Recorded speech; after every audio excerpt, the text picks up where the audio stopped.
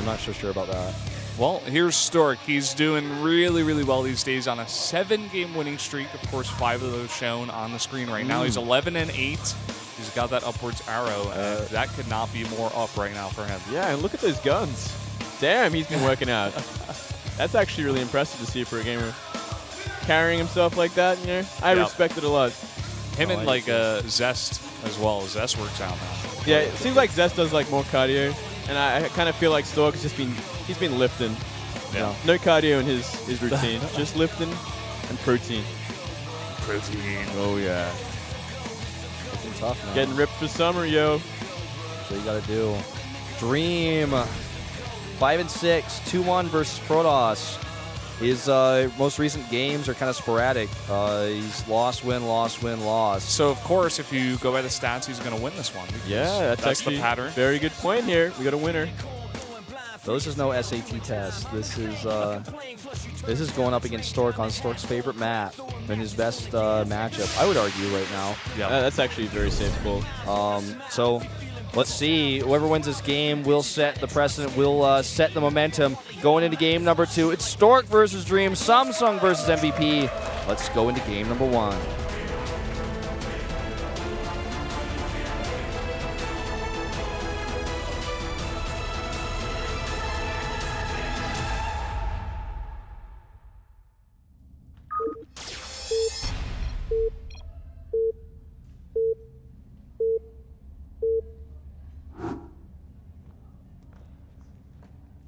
LTA는 SK텔레콤. Up here in the top left of the map in the pink for Samsung Galaxy Con, it's Stork. Down to the bottom left in the teal, it's Dream, a young player I've spent a lot of time with traveling, actually.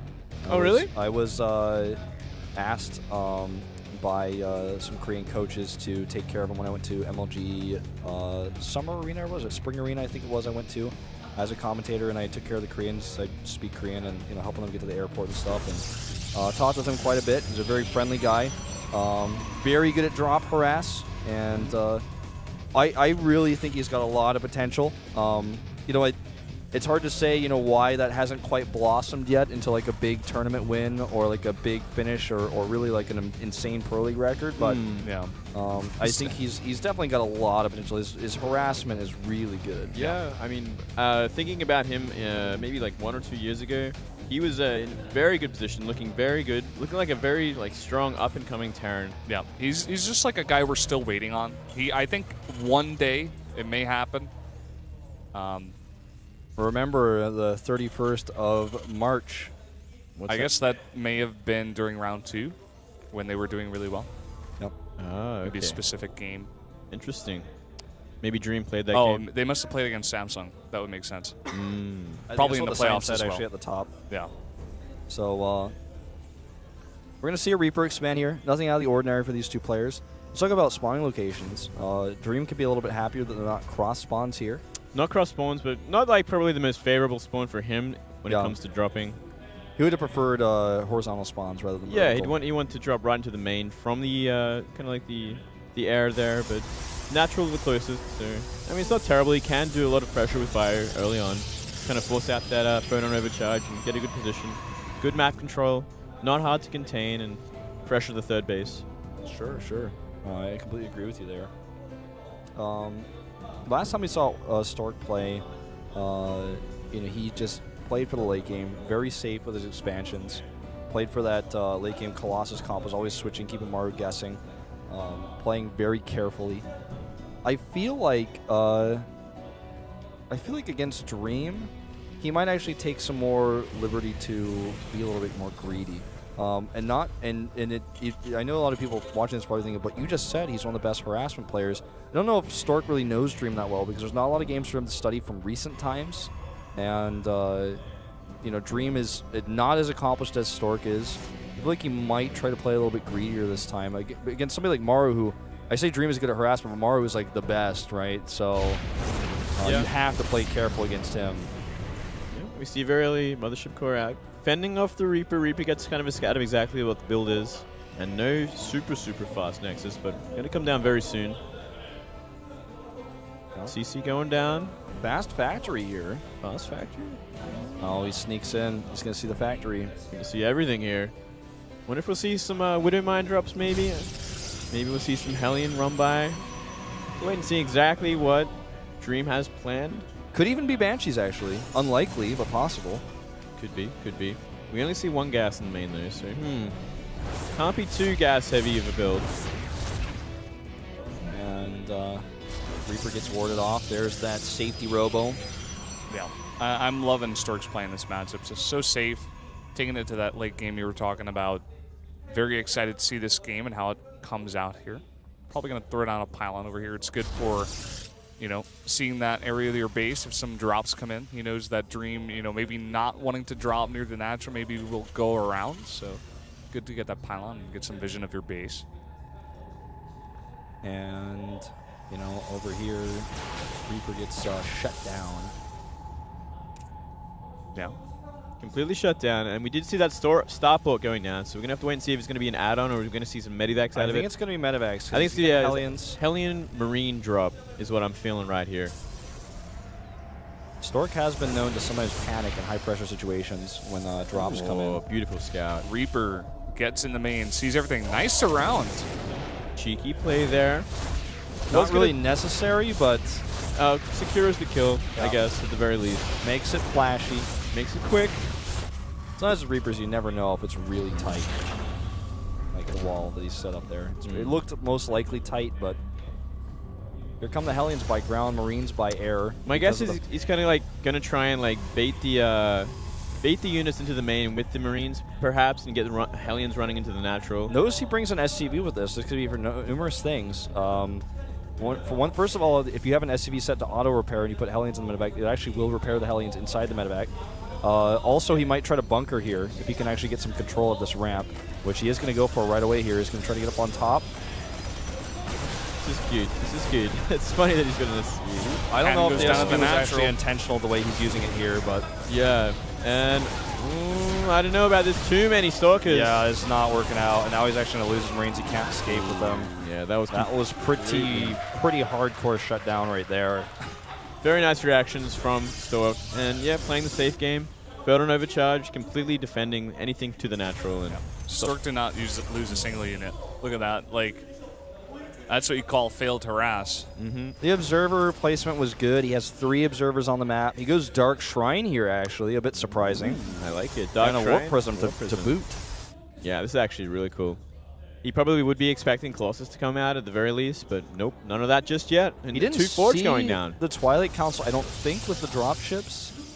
I'm not 100% certain about that, but If I had my observer PC, we'd know, guys. I know. We'll get it back, Moonblade. I'm on it. PJ Salt over here. Kappa. Bunker went down. A couple of bunkers, actually, I saw in the production cap, but it does get... Well, he's definitely seen it now. That's SimCity. Tight SimCity, man. He was probably playing, like, The Sims while he was, you know, waiting for StarCraft 2 to come out. Or, you know, maybe just SimCity. Or maybe SimCity, yeah. Yeah. Or maybe, yeah, I don't think maybe he was playing... The Sims actually wouldn't help at all. Maybe he was playing checkers, I don't know, but... Oh, he barely doesn't see it. Oh, wow, this could do so much damage. Oh, but he might actually... TT warp it. Alternatively, he could warp 1 DT on the high ground, 1 on the low ground, or 1 Zealot on the low ground to stop that command center. Oh. Okay, turret gets set up here. He's got no scans, actually. Needs to target that SCV, or rather target the SCVs with his DT. 3, 4, 5, Yeah, 6. I mean, he has to do this with his SCVs, but... So much damage. So many SCVs going down. He's going to get a tech lab. Yeah, spends 1 scan. In the meantime, trying to drop in the main. There's a lot of units in here, but not a lot of Marauders. Only, it looks like just 2 of them here. Guardian Shield helping out quite a bit. Actually, 3 Marauders, I'm mistaken, but still, not quite enough. Zealot's going into tank. Maybe just enough, but 1 more Warping will kind of deal with this, and no real economic damage will be done. I want to know what happened with the DT. It looks like it was scanned and killed back at home eventually. Probably got that tech lab as well. With that Warping, it is warded off. So, as you predicted, Brendan, the tech lab is down. The command center was also killed by a 3rd DT. Yeah, and that Warp Prism is not cleaned up. Like, yep, you can easily just walk over there and just That denial on Wrote it that off. third base is everything right now. That's exactly what Dream needs to be ahead as a Terran player on this map. You know, to get that third base and to build an army that's strong enough to actually combat what the Protoss' tech is. Because as a Terran player, once you have medevacs, your tech is pretty much done. What comes next is upgrades and a massive amount of units. Yeah, right? and Vikings. Yeah, or Vikings Ghosts. or Ghosts are like the final step, but before that, you know, you really just need to overwhelm your opponent with numbers. Yep, good harassment and good trades. Which The Terran can DT. get. Oh, This huge. is so nice. Gonna This get is one of these Dream, man. forges and maybe a second one here. This is that harass I was talking about. And does not get a second one. Gets some of its shields. The command center was saved here. I know he delayed it a little bit with the DT. I was keeping a close eye on that. But it looks like it is finally cleaned up over there. Yeah.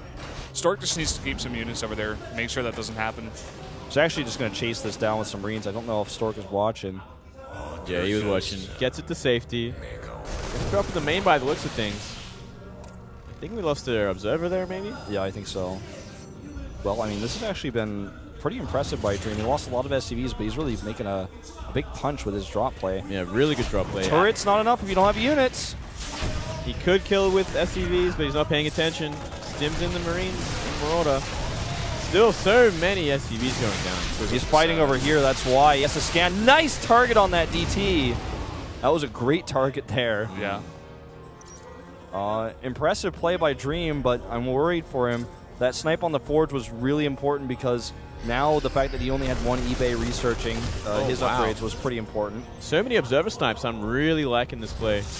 Clearly keeping him in the dark and contained on 2 base. Yeah, and when you are so heavily focused on harassment like this, shutting the observers down is pretty critical to actually keep it up. He's got so many medevacs here to heal these units. This is actually a huge overcommittal by Stork. The He's kiting losing is so good. every He's killed zealot. all of the zealots. There's like a couple in the back there that weren't fighting, but now he's stimming forward. He wants blood. Yeah, he should not have been chasing them like that. Going to kill an Immortal as well and a lot more Zealots. Very impressive Terran play so far. Gonna kill another observer as well. Yeah, he's doing some serious damage. Dream, man. This is what I'm talking about, that overwhelming number that you've got. He's got all these medevacs, and you know, you've got Charge, you've got Blink on the way, you've got better upgrades, but I have so many units. This is what Dream's saying here. Misses the DT this time with the scan, and that may actually eventually force him back. Okay, he did get it. He walked in, but there's more DT warp-ins. Oh, just misses that last one. But so much efficient trading. Up almost 30 supply now. No. And still, third base is mining.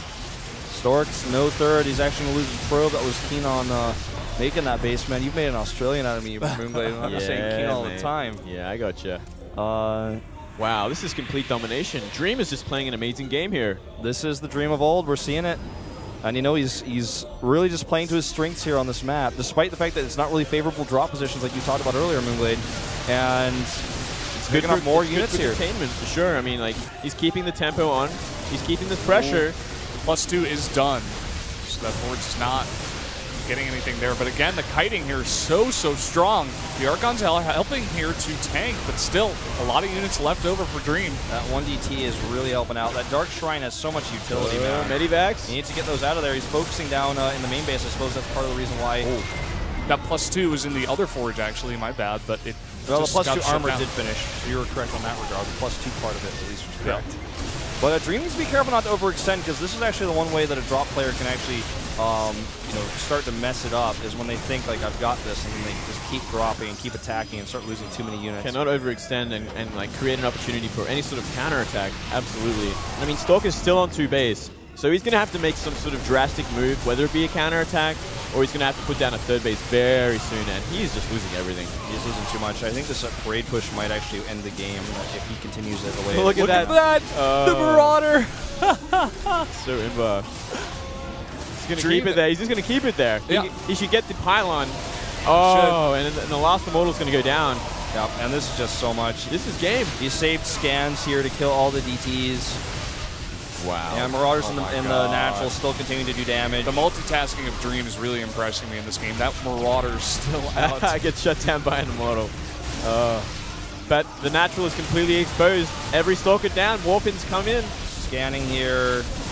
Zealots are all that's left to save that Immortal, which will now be targeted. Stork, hand on his head. GG. Wow. The Dream win has streak is done it. ended by this child. hero. By this child. Child is not the word I was By looking this for. I meant to say child. young. I meant to say young. I said child for some reason. By this young. This young boy. Oh, that was just brilliant play. That was so solid. The dream is real. Dream is It real. is. What is with the thumbs up? Like, I started a trend, man. It's true. But yeah, I mean, Dream's play so good. That multitasking, man. That's what you were talking about. That's the potential. It's coming out, killing a guy on a 7-game winning streak like that. The streak is over. Definitely an upset. I was not expecting this one. He was like doing a million things at once. He was like kiting the units in the middle of the map while dropping and like focusing down pylons and forges and stuff, and taking like small battles here and there all the time. Even the Marauder dropping in between the gateways. Yeah, I mean, this is exactly the dream that I remember. The dream I think of back a year ago, back 2 years ago. Like, he was on fire back then. He was playing a very well, very strong game, and that's exactly his style. This is the dream I was talking about. The dream I always mention when he comes out, because I know it's still in there. You know, obviously we saw it here. It came out, man. It was actually Stork's nightmare. Yeah. That's